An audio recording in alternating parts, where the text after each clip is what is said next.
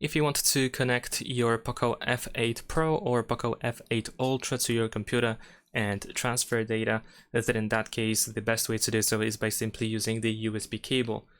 And what you need to do is you need to simply connect your POCO F8 Pro or Ultra to your PC with the USB cable. And once you do so, you should be able to find a notification that we are charging this device via USB. You want to actually tap on this notification, and in here we need to switch to File Transfer or Android Auto. And after that, you should be able to find your phone in your computer. So for example, on Windows, after opening the PC, you should be able to find your POCO F8 Pro or Ultra, and then over here we can go to the internal storage, and you should be able to find pretty much everything that you have saved on your phone, and you can easily transfer these files to your PC or the other way around.